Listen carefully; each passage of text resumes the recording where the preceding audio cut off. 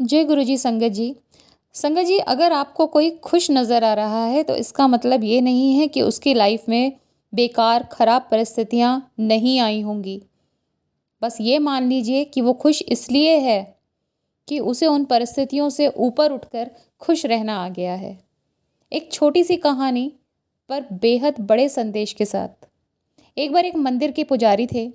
उनकी पूरी ज़िंदगी भगवान का नाम लेने में निकल गई। जब उनका अंत समय आया तो यमराज उन्हें लेने आए और वो बोलते हैं कि यमराज से कि आप मुझे कहाँ ले जाओगे, स्वर्ग में या नर्क में। यमराज बोलते हैं कि आपने पूरी ज़िंदगी प्रभु की सेवा में लगाई है तो आपको मैं प्रभु के धाम ही लेकर जाऊंगा। ना आप स्वर्ग देखेंगे ना नर्क, आप तो सीधा प्रभु के धाम जाएंगे। बट पुजारी को बड़ी उत्सुकता थी कि बहुत सुना है स्वर्ग नर्क के बारे में, तो मुझे तो जानना है। तो यमराज से बोलते हैं कि मुझे स्वर्ग और नर्क देखना है कि क्या होता है यहाँ पर। उन्होंने कहा ठीक है, हम प्रभु के धाम तुम्हें लेकर जाएंगे, लेकिन स्वर्ग और नर्क के रास्ते से गुजर कर। पुजारी जी ने कहा कि ठीक है। तो पहले वो नर्क के द्वार से निकले। नर्क में उन्होंने देखा कि सभी जो लोग वहाँ पर बैठे हुए हैं, जो दिख रहे थे उन्हें, वो चीख रहे हैं, चिल्ला रहे हैं, रो रहे हैं, बिलख रहे हैं और सबकी निगाह ऊपर है, एक बहुत बड़े बर्तन पर।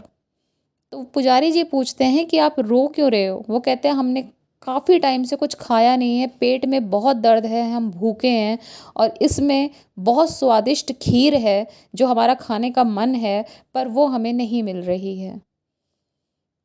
तो वो कहते हैं कि क्यों नहीं मिल रही है? कहते हैं वो इतना ऊँचा है, हम कहाँ से ऊँचाई पर जाएँ? कैसे लाएँ उसे? तो वो ये सब देखता है पुजारी और वो फिर आगे बढ़ने लगते हैं दोनों। उसके बाद आता है स्वर्ग का द्वार। स्वर्ग के द्वार में भी ऐसा ही एक बर्तन ऊंचाई पर लटका हुआ है, वही बहुत ऊंची जगह पर बहुत बड़ा पात्र, वही खुशबू उसके अंदर से आ रही है। पर वहाँ पर जितने भी लोग हैं, नाच रहे हैं, गा रहे हैं, खुश हैं, मज़े कर रहे हैं। तब वो पुजारी उनमें से एक से पूछता है कि आप इतने खुश कैसे हैं और इस पात्र को इतने ऊंचा जो है उसमें से इतनी अच्छी स्वादिष्ट खाने की खुशबू आ रही है, शायद खीर है। वो कहते हैं हाँ हाँ खीर है। तो आप इसे कैसे खा पा रहे हैं, आप इतना खुश कैसे हैं?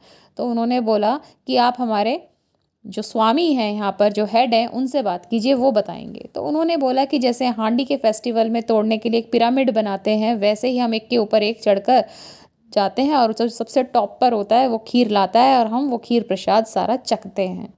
तो कहने का तात्पर्य ये है कि परिस्थिति दोनों जगह एक है, नर्क में भी और स्वर्ग में भी। अब वो आपके ऊपर डिपेंड करता है कि आप उस परिस्थिति को अपने कर्मों से, अपने व्यवहार से, अपने ज्ञान से, अपने बुद्धि से कैसे स्वर्ग बना सकते हैं। तो बस दोनों जगह सिचुएशन सेम थी, लेकिन एक जगह लोगों को पता था उस सिचुएशन को कैसे पार करना है, दूसरी जगह वो सिर्फ एक्सक्यूजेस ढूंढकर सिर्फ रो रहे थे और बिलख रहे थे। तो भगवान ने परिस्थितियां सबको समान दी हैं, बस अब आपको देखना है कि आपको अपनी परिस्थिति में कैसे ऊपर उठना है, कैसे मेहनत करनी है और कैसे अपनी परिस्थिति को बदलना है। इंसान को भगवान ने एक बहुत अच्छी ताकत दी है, मेहनत करने की ताकत, सत्य के मार्ग पर चलने की ताकत और अच्छे कर्म करने की ताकत। बस उस पे लगे रहिए, भगवान का सिमरन करते रहिए, ऊंचाइयां भी मिलेंगी, सक्सेस भी मिलेगी और खुशियां भी मिलेंगी। जय गुरु जी, शुक्राना गुरु जी।